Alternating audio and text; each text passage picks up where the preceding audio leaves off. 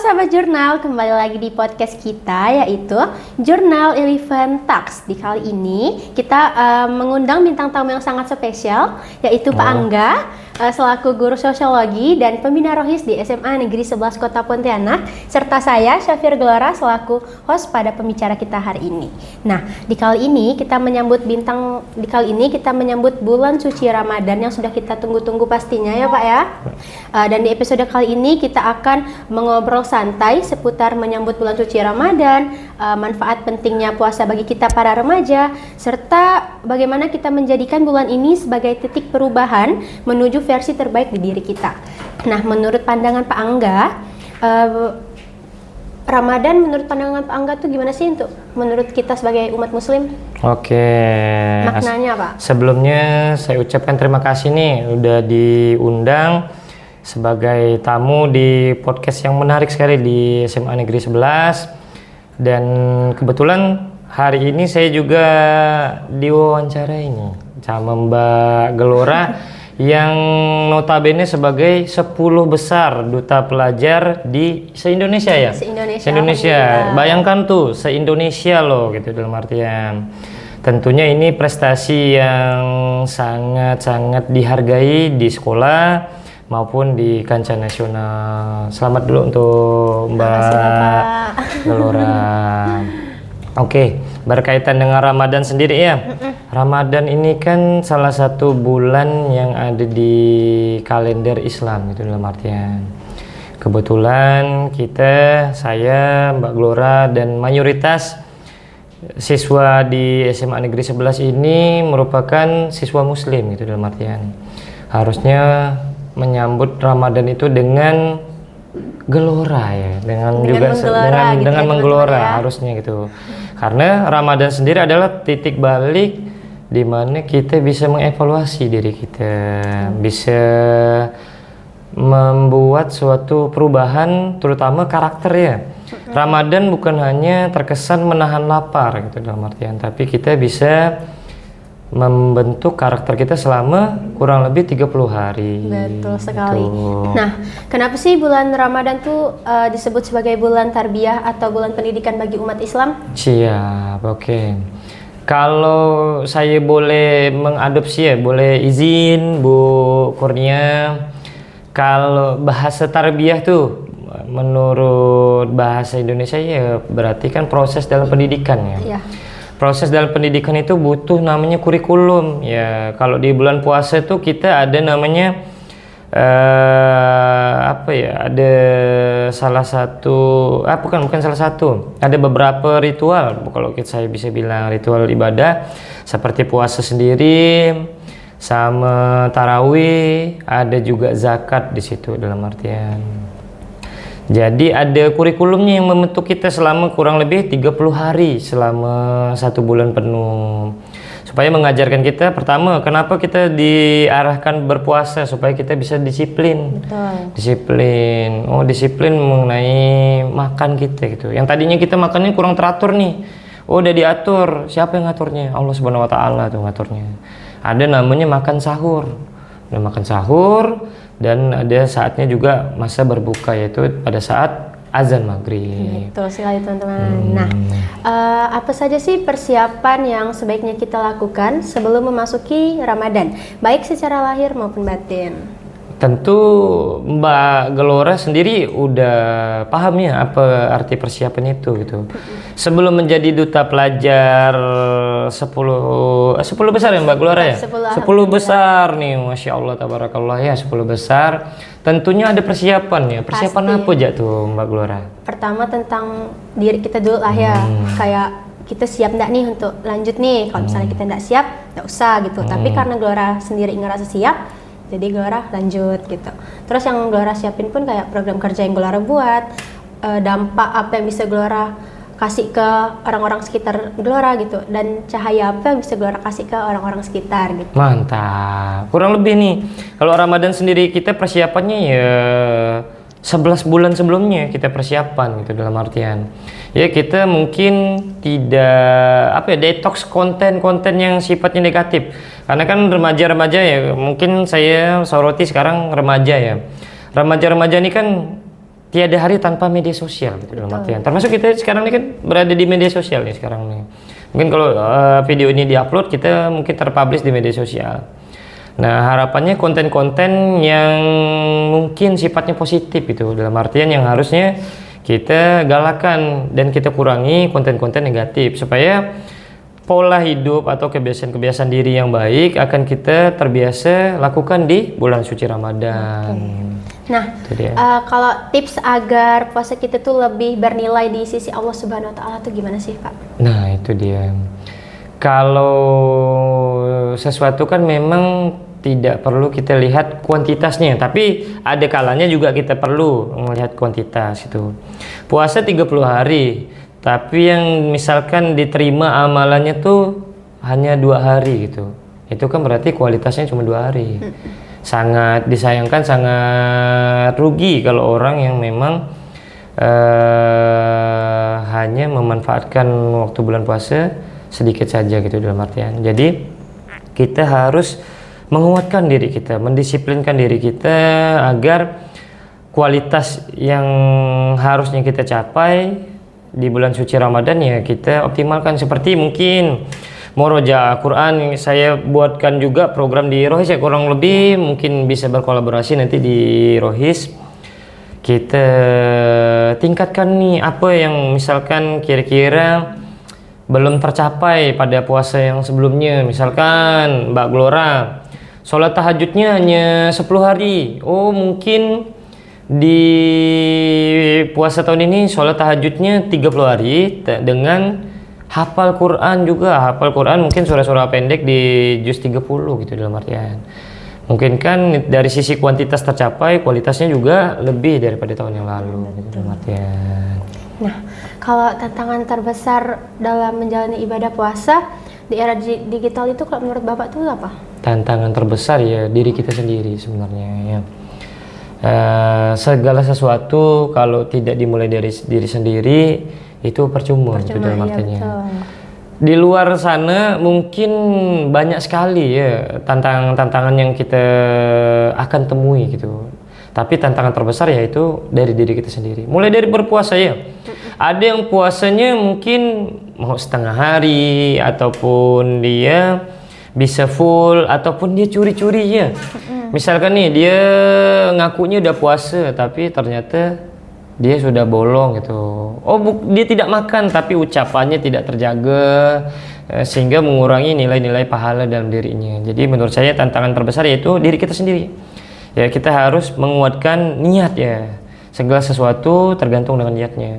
Saya hadir ke sini dengan niat untuk bertemu dengan Mbak Glora, dengan kawan-kawan sekalian, sehingga bisa menyampaikan mungkin wasilah-wasilah ilmu yang mungkin saya bisa bagi semuanya. Tapi kalau tadi niat saya, hanya untuk, biar tampil baik nih di kamera gitu dalam artinya, biar bisa meningkatkan exposure kalau bahasa sekarangnya, itu mungkin kan agak berbeda tuh niat yang baik mungkin dengan niat yang kurang baik ya bisa lihat nanti dari hasilnya. Kalau kita niatnya baik, kalau kita niatnya puasanya karena Allah Ta'ala, insya Allah Allah akan jaga kita. Kalau misalnya di era digital gitu Pak, gimana caranya? Di era digital ya satu tadi detox media sosial gitu, detox media sosial dengan cara kita perbanyak baca Quran saja, perbanyak baca Quran. Tapi kita juga tidak bisa serta-merta, aku tak bisa megang HP ini selama 30 hari. Nol tuh. Gitu mustahil, ya. Tidak juga gitu. Guys semuanya tuh dalam artinya. Kita mungkin buka media sosialnya mungkin yang sifatnya ada konten-konten menyemarakan Ramadan dan lain sebagainya. Yang positif-positif aja. Positif. Tapi kebiasaannya tergantung juga algoritma ya. Iya. Algoritmanya karena kita sendiri sering buka di beranda kita tentang cewek-cewek. Misalnya ada murid rohis saya itu yang namanya Dimas tuh ya. Dia kan tampan tuh. Dia kayaknya sering buka-buka TikTok tuh ya dalam artian. Nah, harusnya kan dia kurang-kurangi buka TikTok ya. Kalau bisa yang bagaimana sih cara menghatamkan Quran 3 kali di dalam bulan Ramadan ini. Bukan malah lihat cewek-cewek yang pakai kerudung tapi yang seksi-seksinya gitu dalam artian itu mengurangi pahala puasanya. Salam buat Dimas di sana gitu dalam artian. Jangan lupa nonton ya Dimas ya. Terus bagaimana sih peran kita sebagai umat muslim dalam membantu siswa agar tetap istiqomah beribadah selama bulan puasa? Alhamdulillah. Ini pertanyaan yang bagus nih dari Mbak Glora ya. Bagaimana kita kita mendorong ya sebagai umat muslim mendorong agar siswa-siswa ya.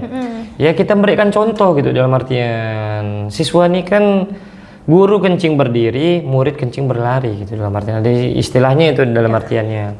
Jadi kita mencontohkan gitu. Kalau gurunya suka memaki ya wajar.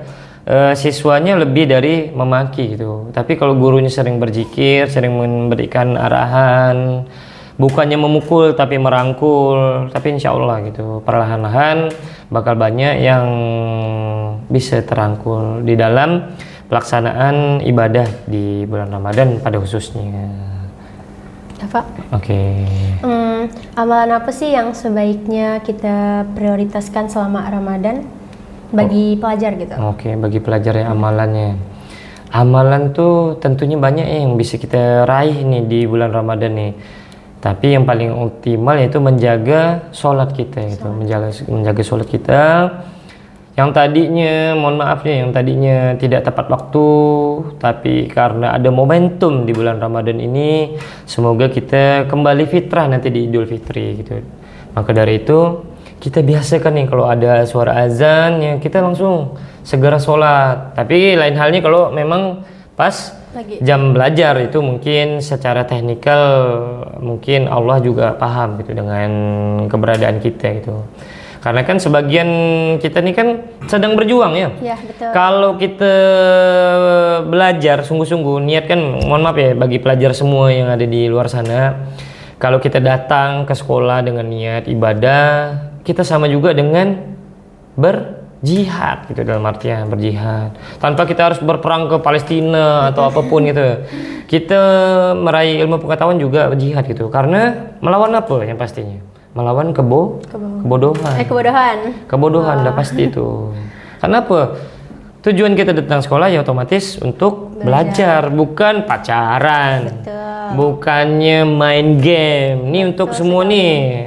Yang laki-laki. Contohnya nih Mbak Glore, karena dia mampu memaksimalkan dirinya di dalam sekolah sehingga dia bisa mewakili sekolah. Bisa 10 besar ya, 10 besar ya menurut saya 10 besar tuh udah jadi satunya gitu di Pontianak sendiri gitu dalam artian ini mungkin langkah yang besar dari Mbak Glora buat contoh kawan-kawannya gitu. Salah satu juga ya tadi ya yang saya sampaikan gitu, mungkin Mbak Glora bisa jadi role modelnya buat kawan-kawan yang lain. Lah Glora juga bisa loh gitu dalam artian. Masa saya enggak gitu. Masa saya enggak. Tapi Mbak Glora juga enggak perlu enggak boleh berpuas diri gitu, harus lebih termotivasi untuk lebih baiknya. Terus bagaimana sih cara kita membagi waktu antara sekolah, organisasi, dan ibadah di bulan puasa? Nah, ini dia. Seperti saya bilang di awal, puasa ini membentuk kita disiplin gitu. Disiplinnya itu kita tahu mana yang prioritas gitu ya. Mana yang prioritas, mana yang mungkin bisa kita kerjakan di lain gitu ya. Dari yang prioritas yang kita tentukan. Oh prioritas kita sekolah. Oh prioritas kita organisasi. Mungkin kita lihat lagi bagaimana nih levelnya sekolah dulu atau organisasi dulu. Oh ternyata bisa beriringan tanpa melupakan kewajiban-kewajiban kita di luar dari konteks yang lainnya. Apalagi ibadah ya, ibadah sebagai seorang muslim ya pastinya tentu dia punya target sendiri gitu dalam artian target-target yang harus dia capai yang bagaimana tanpa harus menyingkirkan hal-hal wajib lainnya. Oke, Pak. Sebagai penutup nih ya Pak. Siap. Apa sih pesan untuk sahabat Semansel nih? Kita kan sahabat Semansel nih. Siap. Dan teman-teman sekitar kita agar Ramadan tahun ini tuh lebih bermakna dari tahun-tahun sebelumnya. Ya. Yang pastinya mulailah dari diri kita, rubah diri kita jadi lebih baik gitu dalam artian kalau kita lebih baik daripada hari kemarin adalah keberuntungan gitu dalam artian. Betul. Tapi kalau kita lebih buruk daripada hari kemarin adalah bentuk kerugian gitu dalam artian kalau kita jatuh di lubang yang sama kita tidak belajar bagaimana sih sakitnya jatuh gitu dalam artian. Jadi pesan yang mungkin bisa kita semuanya, termasuk diri saya yang mungkin tidak juga lebih baik daripada Mbak Glora. Saya juga tidak pernah jadi duta pelajar ya Mbak Glora yang pernah jadi duta pelajar gitu dalam artian. Ya mungkin kita bisa melihat gitu sisi positifnya dari diri kita dengan kita menghargai diri kita sendiri gitu dalam artian. Sebelum kita nilai orang lain tuh bisa, orang lain tak mampu. Sedangkan kita harus, aku nih mampu loh, Glora mampu loh, Glora bisa mampu loh sampai nasional gitu. Pak Angga bisa loh jadi guru gitu dalam artian. Betul. Pak Angga dulunya mungkin nggak hafal juz 30. Tapi di tahun ini aku harus hafal juz 30 misalkan. Ada juga siswa saya Hendra Rasta yang dari luar daerah gitu. Dia mau jadi orang kota, gimana nih supaya dia bisa adaptasi gitu dalam artian. Dia mempelajari cara-cara sosialisasi anak-anak di daerah kota gitu dalam artian. Ya, mulai dari diri kita sendiri, karena yang bentuk kita ya diri kita sendiri gitu. Sama jauhi lingkungan-lingkungan yang toksik gitu dalam artian. Betul, teman-teman. Jauhi lingkungan-lingkungan yang toksik gitu. Tidak semua teman kita itu green. Betul. Mungkin salah satunya ada yang red. Jangan mudah oversharing sama orang gitu dalam artian. Karena dengan kita oversharing kepada manusia, kita bakal menerima kekecewaan. Yang boleh kita jadikan tempat oversharing yaitu Allah Subhanahu wa taala, yaitu Tuhan kita yang Maha Kuasa ya. Karena tempat kita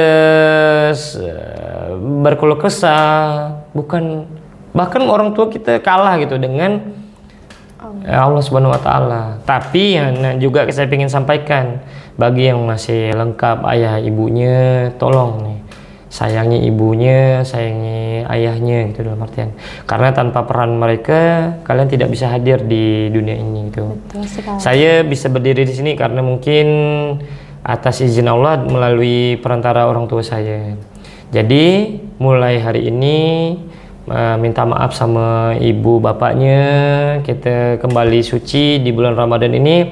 Harapan saya siswa khususnya di SMA Negeri 11, pelajar-pelajar yang ada di luar sana bisa mencontoh Mbak Glora. Mungkin salah satu contoh yang realistis ya, saya tidak berbicara AI dan lain sebagainya. Ini bukan AI ini bagian dari kenyataan gitu.